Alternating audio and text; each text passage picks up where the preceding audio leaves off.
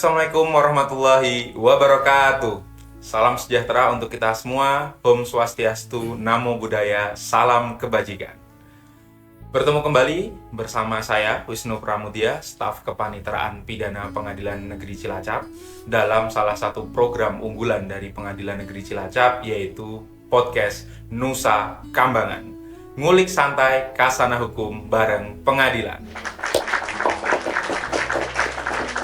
Pada kesempatan pagi hari ini, izinkan saya untuk memandu program podcast Nusa Kambangan ini, dan tentunya kita telah kehadiran tamu yang sangat spesial, salah satu kader terbaik yang dimiliki oleh Mahkamah Agung, pimpinan juga, pernah memimpin di Pengadilan Negeri Biak, Pengadilan Negeri Lubuk Basung, kemudian di Pengadilan Negeri Indramayu, dan saat ini diamanai sebagai Wakil Ketua di Pengadilan Negeri Cilacap.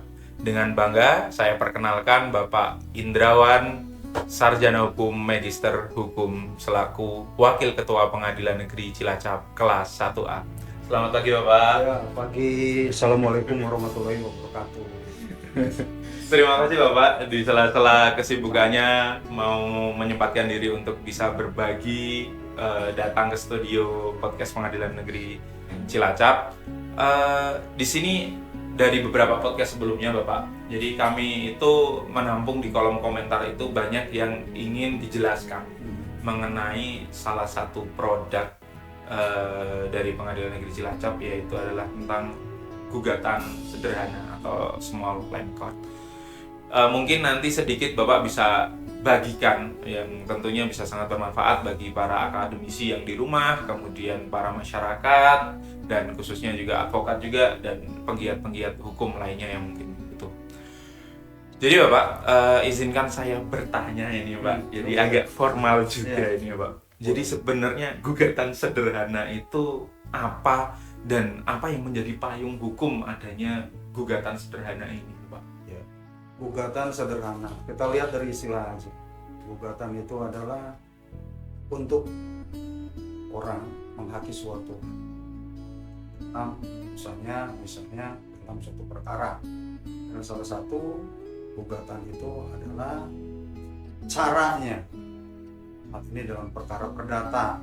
Karena dalam perkara perdata itu ada juga yang sifatnya permohonan, yang sifatnya gugatan.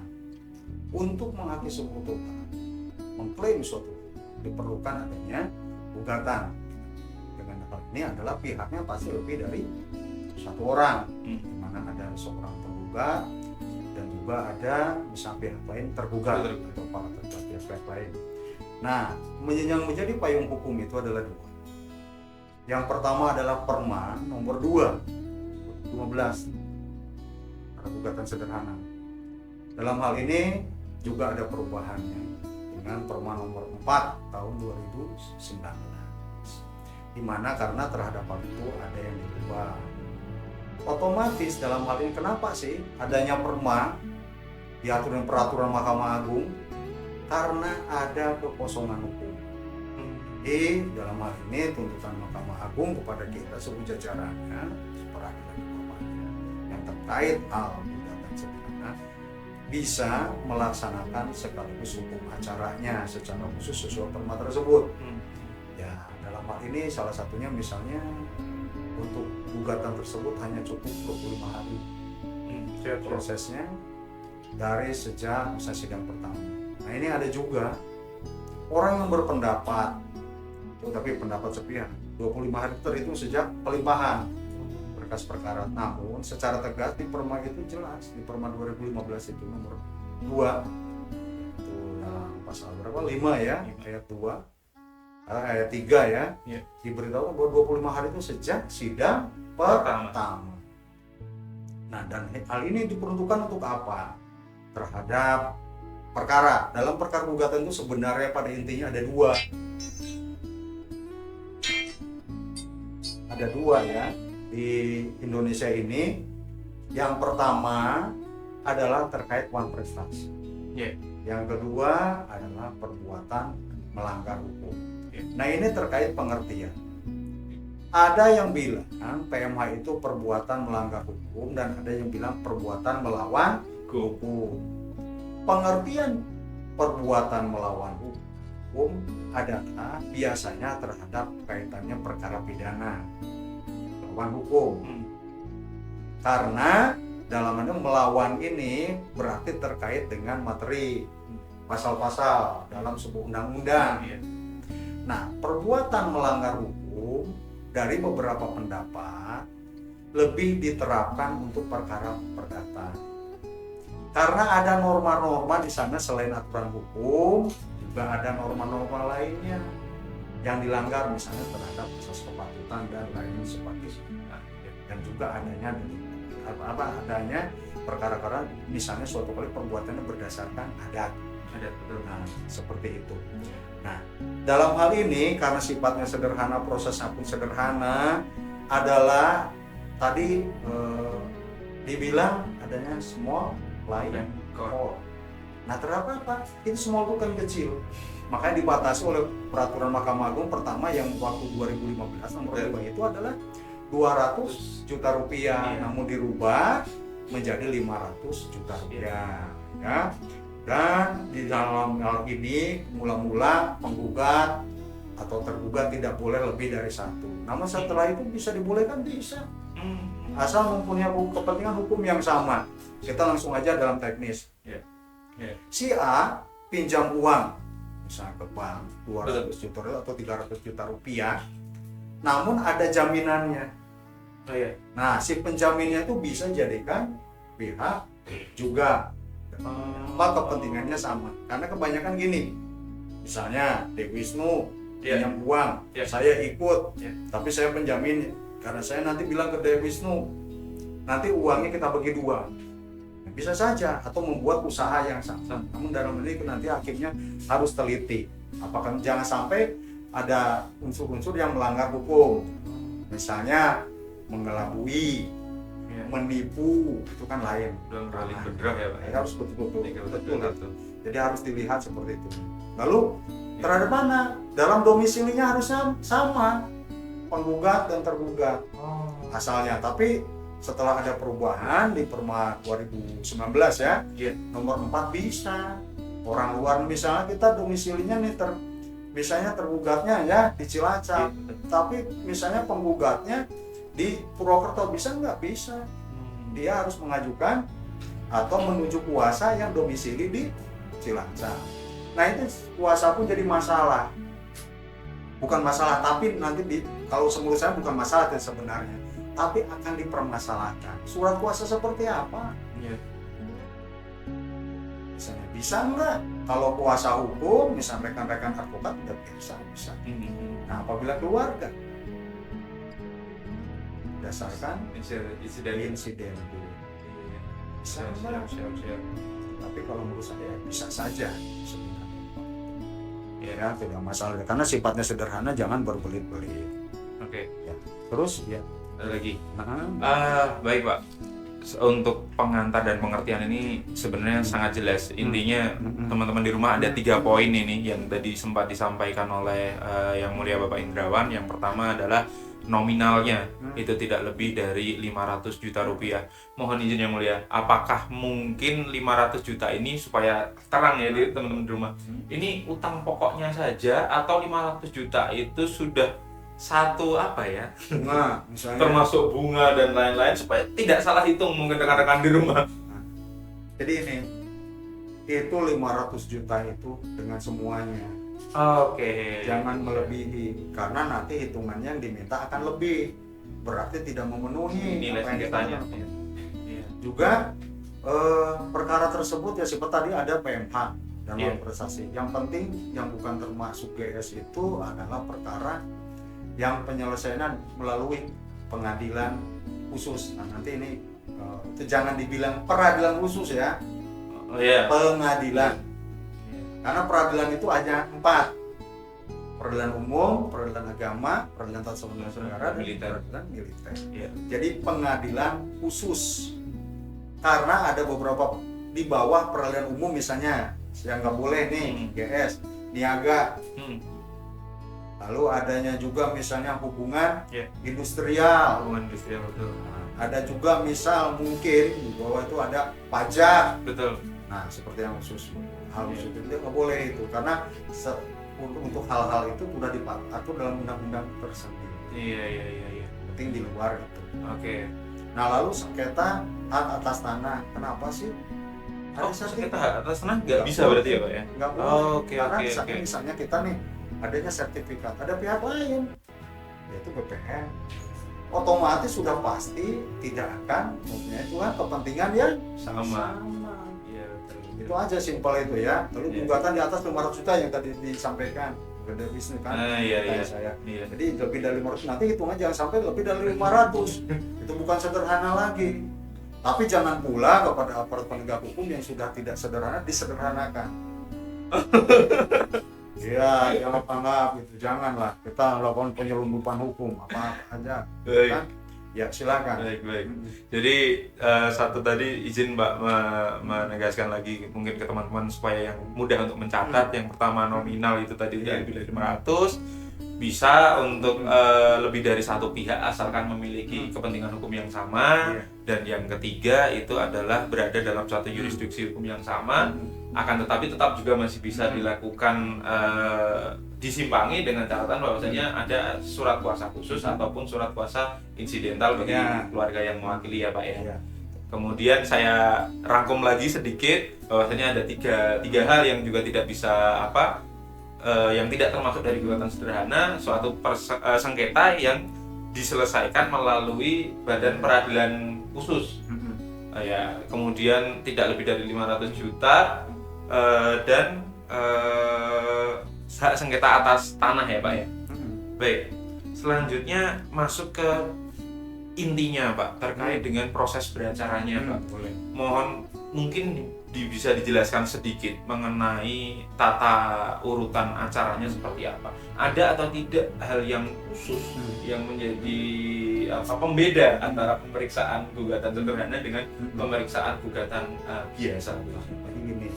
Nah, itu hampir sama semuanya, hanya diatur perma tersebut, namanya sifatnya sederhana. Siap. Juga beberapa hal disederhanakan. Siap. Yang pertama adalah dari mulai proses daftar. Silakan daftar kan? Iya. Nah, setelah itu oleh panitera muda dari kepaniteraan ya, dilihat kelengkapannya. Apabila sudah lengkap, dimajukan kepada ketua pengadilan negeri atau yang diberi delegasi. Misalnya di pengadilan negeri Cilacap ini, saya selaku wakil ketua diberikan dikasih oleh Pak Ketua kewenangan untuk menunjuk hakim untuk GS. Setelah lengkap diajukan, dibuat akhirnya oleh ketua pengadilan atau yang ditunjuk itu untuk menunjuk hakimnya itu adalah hakimnya sifatnya tunggal. Oh, tunggal. Satu. Iya. Dan dalam hal itu hakimnya sebelum menentukan sidang wajib baca dulu gugatannya, ya kan? Ya gugatan itu hanya simpel kan, identitas, apa yang dimintakan, ya kan, bentuk deposita dan apa yang dituntutkan, itu aja, petitum. Hanya gitu aja sebenarnya. Nah, tidak boleh lebih. Nah, setelah itu ada namanya pemeriksaan pendahuluan. Nih saya terangkan tentang pemeriksaan pendahuluan. Nah, kalau di aplikasi di pengadilan ada disebutnya dismisal. Dismisal itu ada sebenarnya bukan istilah di peradilan umum atau pengadilan agama, karena pengadilan agama pun ada GS. Dismisal itu diadopsi dari istilah tata usaha negara, yaitu pemeriksaan pendahuluan. Jadi dilihat dulu sebelum diajukan, ini bisa nggak memenuhi syarat. Nah, syaratnya dari mana? Yang tadi itu bukan merupakan kewenangan pengadilan yang sifatnya khusus. Nah, terus yang dua bukan tentang sengketa hak tanah. Yang ketiga tidak lebih dari 500. Nah, dilihat itu dari tiga itu. Karena dihitungnya yang bukan termasuk GS. Nah, itu masuk GS-nya. Nah, apabila ke dalamnya dibaca gugatan ada enggak salah satunya, nah itu suka lupa. Nah, tadi dibilang oleh saya sampaikan harus apabila lebih dari satu pihak tapi mempunyai kepentingan yang sama. Dilihat di gugatan itu ini kepentingan sama enggak? Bisa tergugat satu dengan tergugat dua. Kalau enggak sama, dismisal aja pendahuluan, dan otomatis sebenarnya itu belum melakukan materi tapi sifatnya formal. Nah, terhadap dismisal itu ada upaya hukum enggak? Ada. Nah, tidak ada upaya hukum. sudah merupakan putusan yang akhir dan sifatnya administratif. Nah, nanti itu timbul perdebatan. Ini adik-adik saya karena dari peradilan ya, apakah suatu penetapan dismisal? Tadi ada pertanyaan ke saya, harus pakai materai atau tidak? Nah, sekarang saya tanya, dismisal itu mengakhiri nggak? Sifatnya putusan nggak mesti penetapan, tapi mengakhiri loh. Harus pakai apa? Materai kan? Apakah terhadap hal itu kita pakai analogi perkara lain? Ada misal perkara permohonan atau gugatan sebelum pembuktian sudah dicabut, perlu nggak pakai materai? Menurut saya tidak usah saya sampaikan lagi, itu sudah harus tahu karena sifatnya mengakhiri. Seperti itu kan. Nah, apabila lolos tidak dismisal dibuat penetapan dari sidang. Kalau secara undang-undang berapa? Paling lama 3 hari. 3 hari. Nah, tapi dengan sistem SOP sekarang namanya sederhana, harus sifatnya cepat, singkat, segala macam, ya otomatis sejak dilimpahkan harus segera ditunjuknya oleh yang diberi kewenangan untuk menunjuk. Demikian juga setelah ditunjuk hakimnya segera menetapkan hari sidang. Dan juga jangan lupa adanya penunjukan panitia pengganti. Nah, itu mungkin nanti lain lagi ya. Karena beberapa peraturan yang saya baca sekarang sudah tidak pakai istilah panitera pengganti. Panitera sidang. Mungkin nanti ada perubahan. Tapi seyogianya jangan sampai 2 hari penunjukannya, lama banget. Ya udah aja 1 hari aja, jadi 1 kali 24 jam sudah ada SOP-nya. SOP kepaniteraan dalam hal ini, apalagi kita sudah APM Revisi Penjaminan Mutu menuju WBK, segala pun harus cepat. Nah, terus ada penetapan sidang, pemeriksaan sidang. Nah, ini terkait perdamaian. Ya, saya tanya sama Dewi Wisnu, apabila kita bahas peraturan Mahkamah Agung itu baik 2015 sampai 2019, ada nggak tentang perdamaian? Ada di perdamaian itu diatur 2. Yang pertama di Perma 1 2016 dan kemudian dipertegas lagi mediasi elektronik atau perdamaian itu dilakukan di Perma tentang Perma 3. Nggak ada. Nah, tapi seyogyanya pada saat sidang pertama para pihak datang disampaikan itu yang lebih utama, karena ada orang bilang keadilan yang hakiki itu adalah perdamaian dan sifatnya suka rela. Berarti dalam GS ini walaupun tidak diatur secara spesifik tapi dimungkinkan untuk dilakukan, boleh saja. Meskipun tidak diatur dalam Perma itu secara khusus. Dan dalam hal ini ada yang memperlihatkan dari seorang hakim itu yang harus arif bijaksana. Seperti itu. Dan juga dalam hal ini dalam untuk penyelesaian perkara bisa selingkar umur dan mungkin nanti penelaahan atau pengkajian lebih lanjut terkait dengan RJ. Restoratif Justice.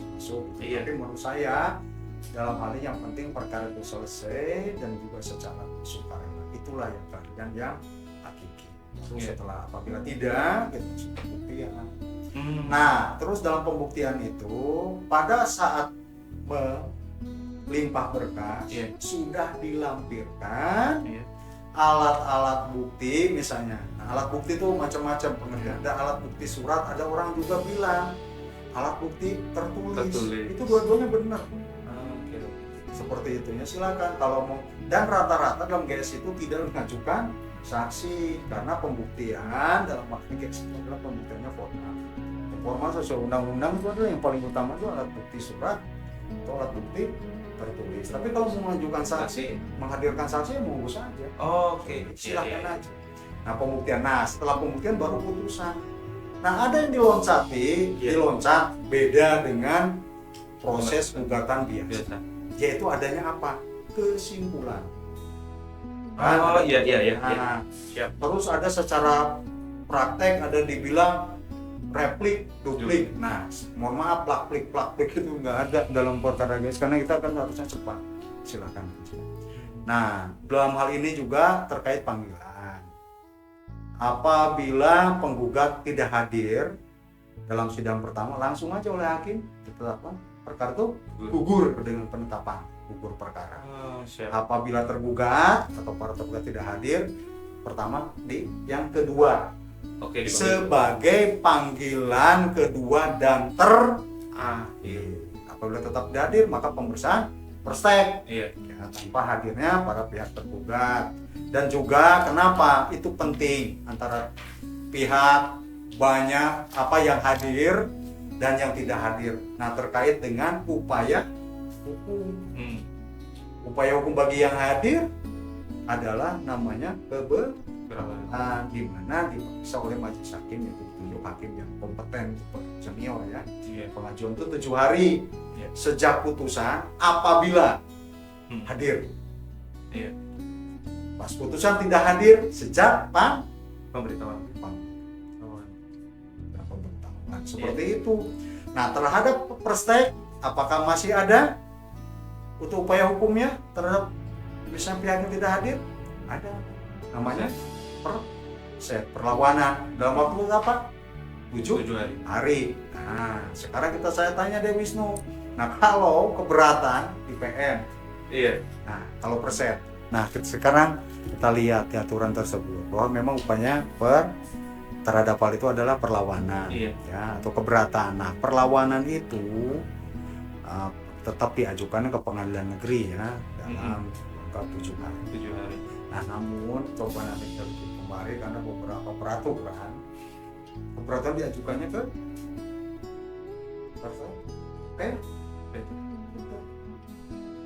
pengadilan tinggi. Coba itu kan kita bersama. Nah, apabila yang diatur dalam permen itu terhadap keberatannya ke PN. Nah, kalau perlawan terhadap putus itu perset berarti ke PT. Berarti aturan ke PT banyak. Nah, itu masalahnya. Karena harus hakim senior. Jadi pakailah keberlapan, perlawanan. Nah, sebetulnya itu perlu kajian lagi. Iya. Nah, itu kita saling buka. Tapi selama ini rata-rata diajukannya ke pengadilan negeri. Tetapi itu nggak masalah ya keberatan. Dan harus diputus dalam jangka waktu keberatan 7 hari. Jangan sampai lebih. Iya. Kalau hakim sampai memutusnya lebih, berarti nggak baca peraturan Mahkamah Agung. Karena saya tetap berasumsi atau berpendapat Perma nomor 2 2015 aja itu masih berlaku. Iya, betul. Ya kan? Betul. Karena ada beberapa oleh Perma nomor 4 ya, 2019 nggak dirubah atau nggak diganti, tetap berlaku. Betul. Ya, sekarang silakan apalagi. Ada yang menarik Pak menurut saya adalah mungkin atau tidak Pak dalam sebuah gugatan sederhana atau kita kenal sebagai small claim court ini dalam proses persidangannya diajukan sebuah sita jaminan. Kalau bisa Pak, bagaimana? Apakah lisan cukup? Apakah harus tertulis? Atau seperti apa? Mungkin ini pertanyaan yang ditunggu-tunggu oleh rekan-rekan advokat seperti ini. Karena mereka masih ragu untuk meminta sita jaminan. Sebetulnya bisa atau tidak, dan kalau bisa seperti apa? Sita jaminan boleh-boleh. Dalam hal ini namanya sita itu adalah untuk mengamankan. Mengamankan barang. Jadi namanya intinya penyitaan itu baik pidana maupun sama mengamankan barang. Boleh saja. Boleh saja. Misalnya, tetapi misalnya dalam hal ini apabila ada sita jaminan itu karena mengenai hak sengketa tanah bisa adalah misalnya terhadap perkara yang sifatnya adalah one price atau akhirnya untuk dilelang untuk pemenuhan pembayaran sejumlah uang. Baik. Tapi kalau dalam proses persidangannya sendiri Bapak, apakah kemudian permohonan sita jaminan itu harus diajukan pada agenda persidangan khusus, kemudian diajukan dalam bentuk surat, atau bisa dilakukan dalam bentuk lisan Bapak? Oke, itu terkait sita jaminan. Sebenarnya sita jaminan pun kapan bisa diajukan, yaitu sepanjang sebelum pemeriksaan perkara dinyatakan selesai. Nah, ini tanda tanya, kapan sih pemeriksaan itu selesai? Selesai itu apabila pihak-pihak tidak mengajukan sesuatu lagi pembuktian. selesai. Karena ini sifatnya sederhana, maka setelah tidak mengajukan lagi, persidangan itu oleh hakim tunggal Iya. dinyatakan selesai dan pemeriksaan nyatakan ditutup. Karena akhirnya iya. sudah tidak jawab jinawabnya, nggak ada kesimpulan, nggak ada replik duplik, karena akan langsung untuk putusan seperti itu. Jadi kapan boleh? Nah, yang penting biasanya kalau secara gugatan apa yang dituntut? Nah, saya tanya, apabila sita jaminan nih, itu termasuk hal yang dituntut enggak? Dalam posita berarti harus ada. Iya. Berarti harus ada dalam posita dan juga cantum petitum. Nah, untuk menegaskan kembali, biasanya dalam proses pemeriksaan perkara, pihak terkait, misalnya penggugat ya, Iya. mengajukan kembali Iya. untuk diajukan sita jaminan. Jaminan. Seperti itu. Nah, tentang dikabulkan tidaknya oleh hakim, dan dalam hal ini hakim bisa menyatakan apabila tidak mengabulkan, Iya. maka akan dibilang nanti akan dipertimbangkan dalam putusan akhir dan putusan ya. Tetapi apabila dikabulkan dengan penetapan. Nah, prosedurnya kemana terkait dengan hal itu? Kembali lagi ke hukum acara yang diatur oleh hakim. Oke. Itu ya, seperti itu. Termasuk juga nih terhadap putusan itu, Iya. eksekusi, Iya. pengajuannya kembali ke proses Oke. HIR. Ya kalau kita Jawa, Madura kan HIR. Iya. Jadi, adanya handmaning, 7 hari, apabila sudah 8 hari tidak dilaksanakan handmaning, baru menyatakan di eksekusi. Oh, Dengan siap. ditelaah dulu, ya ingat Oke. ya, telaah dulu. Mm-mm. Jadi para pemohon eksekusi tidak boleh mengajukan Iya. eksekusi langsung membayar uang pajak. Iya. Tapi ngajukan dulu eksekusi nanti ada di untuk ditelaah. Oh. Ya, seperti itu. Ditelaah bisa tidak eksekusi. Karena dalam hal ini apabila sifatnya PMH mungkin juga ada namanya nanti konstatering atau pencocokan batas-batas objek eksekusi. Oke. Berarti mungkin buat teman-teman di rumah ini yang belum tahu, berarti dimungkinkan pula untuk dilakukan permohonan sita jaminan dalam perkara Boleh. GS. Jadi tidak hanya di perkara gugatan. Kedua-duanya boleh ya Pak ya? Artinya Boleh. konservator sama revindikator Silakan. boleh ya Pak? Boleh. Oke, siap. Kemudian sedikit Pak, mungkin tadi sudah disinggung terkait dengan eksekusinya Pak. Mungkin tadi Bapak sudah sampaikan bahwasanya eksekusinya sama dengan eksekusi Prosesnya. karena ini banyak juga mungkin salah paham di masyarakat, baik kalangan badan usaha, kemudian masyarakat ataupun advokat yang mengira kalau sudah menang ya sudah Pak. Nah itu banyak di Kalau sudah menang ya sudah. di setiap tempat tuh banyak. Banyak dikiranya kok pengadilan belum melaksanakan Ya. eksekusi padahal saya sudah menang loh. Nah itu yang salah paham. Iya. Jadi tetap terhadap putusan itu apabila sudah inkrah, Iya. kan inkrah van huisde, ada juga istilah harus dibedakan ya, van huisde sah. Ini putusan akhirnya itu kan terakhir mengajukan keberatan. Iya. Terus setelah itu Iya. bisa tinggal ditunggu setelahnya itu apa inkrah 14 hari baru nanti di tahapan-tahapan itu harus permohonan. Oke.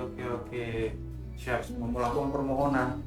Iya. Nah, kalau nggak permohonan ya pengadilan tidak ada permohonan tidak bisa. Eksekusi. Hanya harus dilihat apabila ada sita jaminan yang kita ulang ke sana kan terkait dengan perkara wan prestasi, maka dengan demikian akan berbeda karena wan prestasi itu pembayaran sejumlah uang rata-ratanya untuk melaksanakan apa ya prestasi. Tentu kan namanya wan prestasi kan melaksanakan prestasi apabila tidak dipenuhi maka akan dilakukan lelang atas barang. Oh iya. Nah untuk lelang itu kan terkait dengan PKN. Iya. Jadi terhadap pengadilan negeri dalam hal ini ya bisa melaksanakan adalah unmaning dulu untuk menanyakan mampu enggak akan dibayar enggak. Iya. Nah apabila tidak sesuai waktu misalnya sudah unmaning akhirnya 8 hari kemudian tidak itu kan maka ditindaklanjuti dengan adanya penentuan untuk di lelang PKNL kan aturan tersendiri. Iya. Sementara untuk perkara PMH ya namanya eksekusi real. Pemosonan, Iya.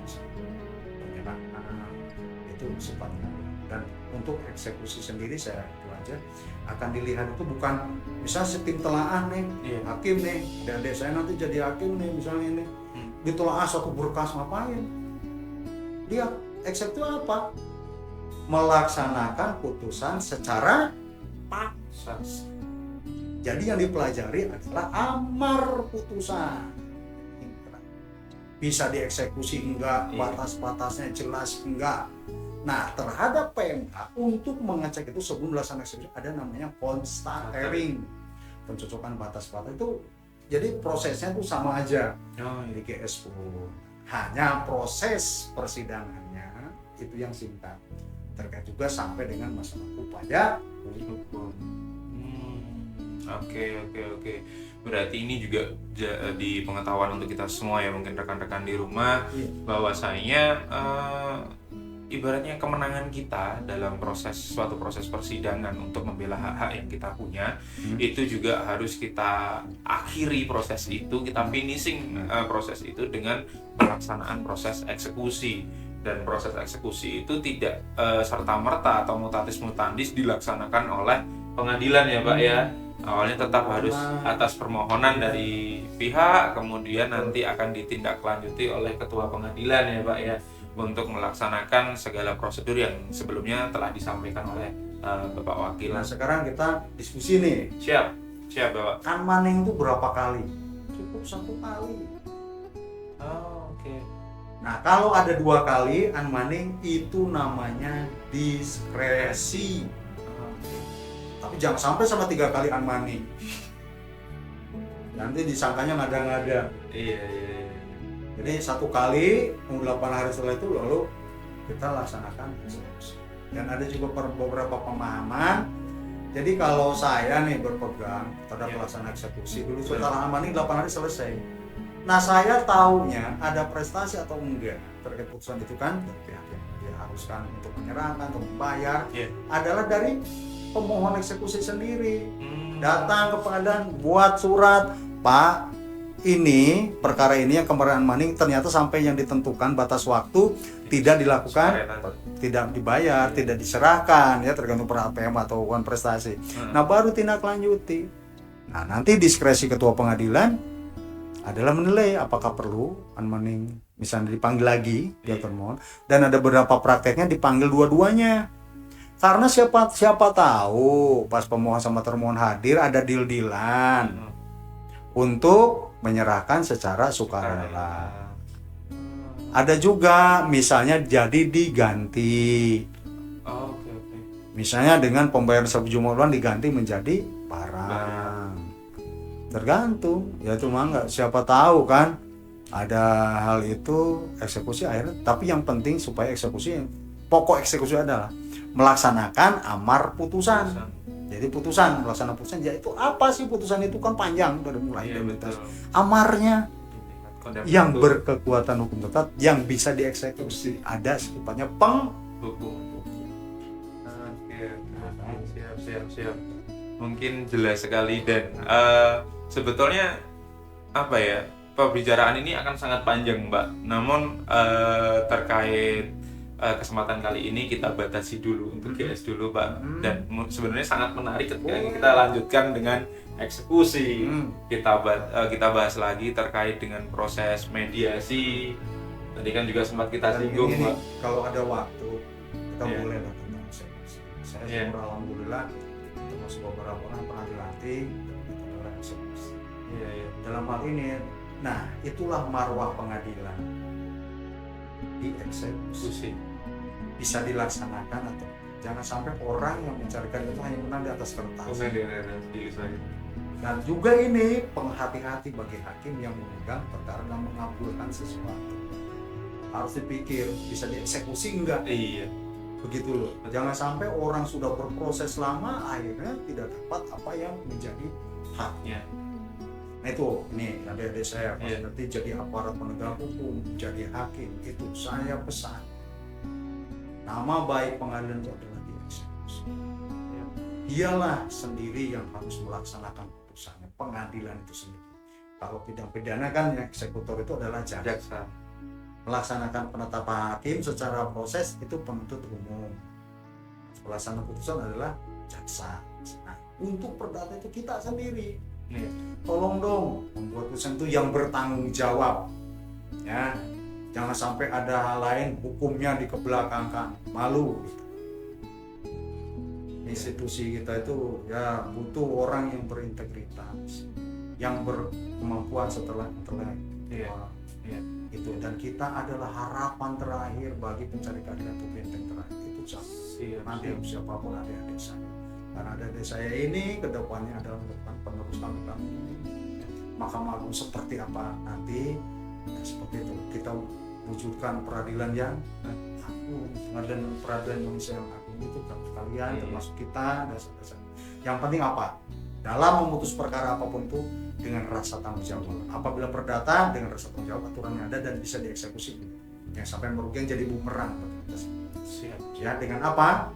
Pertama, kita namanya kita sebagai aparat penegak hukum gunakan nurani. Nurani itu dari. Yang kedua, adanya kepastian untuk kepastian hukum. Dengan dasarnya apa? Ya, integritas untuk. Mungkin demikian. Iya. Ya, oke. Terima kasih Bapak atas banyak ilmu yang bisa ditularkan kepada saya secara pribadi dan rekan-rekan di rumah khususnya. Semoga podcast ini membawa manfaat bagi kita semua, dan telah sampailah kita di penghujung acara podcast pada pagi hari ini. Semoga bermanfaat. Sampai jumpa lagi pada kesempatan podcast selanjutnya di podcast Nusa Kambangan. Jangan lupa like, comment, and subscribe akun sosial media dari Pengadilan Negeri Cilacap. Hatur nuhun Bapak. Ya, sukses selalu. Terima kasih dan sampai jumpa. Assalamualaikum warahmatullahi wabarakatuh.